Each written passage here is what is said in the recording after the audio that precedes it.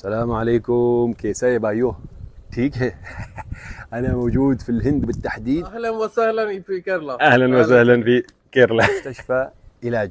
تخيلوا معي كم سعر العلاج لليوم الواحد، 50 ريال عماني فقط، ما يعادل تقريبا 130 دولار أمريكي. إيش تشمل هذا ال50 علاج؟ اللي هو الجلسات اليومية، أحيانا الجلسات توصل إلى 6 جلسات، فيلا مصغرة للمريض ومرافقه، وللأطفال مجانا، 4 وجبات، 3 وجبات أساسية، غداء وفطور وعشاء، والوجبة الرابعة خفايف وقت العصر. تشمل خدمات الغسيل والكوي، يوميا غسيل وكوي الملابس مجانا، استقبال من وإلى المطار، هم يستقبلوك من المطار كالكوت ويجيبوك لين هنا، وطبعا الواي فاي متوفر في جميع أنحاء المستشفى. الفكرة إيش؟ إن المكان هو مستشفى ولكن على شكل منتجع، غرف فندقية ومكان للعلاج. أمانة لازم واحد يتكلم بالصدق. جينا هني كان زوجتي ما تقدر تقف ولا تقدر تمشي ولا تقدر حتى تنام على ظهرها. سبحان الله. والله نعم، الرجل من تحت كانت ما تقدر تتحرك نفس الشيء. الحين في تحسن خفيف في التحرك، قدم الرجل يمين ويسار، من ناحية النوم على الظهر الحين تنام عادي من دون أي آلام، من دون أي مشكلة. ايش انواع العلاج والاقسام اللي موجوده عندهم؟ علاج الديسك، الجلطات،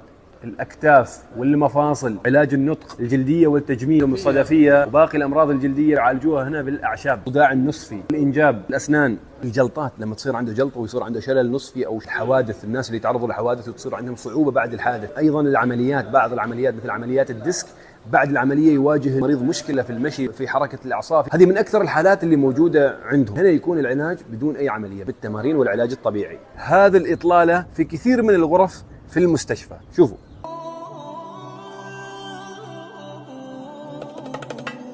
ما راح تدفع اي شيء للمترجم لان المترجمين موجودين عندهم. اسمك؟ نوشاد محمد. كم سنه تتكلم عربي؟ انا 13 سنه. اسمك؟ فاطمة. كم سنه تتكلم عربي؟ 11 سنة. هذا شوفها الحين شخصين وفي غيرهم 3 4 هم شغالين على موضوع الترجمه للمرضى، يساعدوك في موضوع الفيزا. انت تدفع الرسوم ولكن هم يساعدوك كيف يخلصوا لك موضوع الفيزا. للعلم الحين الفيزا عشان تجي الهند تقدر تحصلها في خلال 5 ساعات فقط، تقدر تحصل الفيزا واونلاين وما يحتاج تروح السفاره معنا في عمان للعمانيين. المبنى الرئيسي للمستشفى، ريسبشن، الطابق الاول، الطابق الثاني، الطابق الثالث. شوفوا خدمه التنظيف تحصلوها متوفره على مدار اليوم داخل الفلل او الغرف هذه.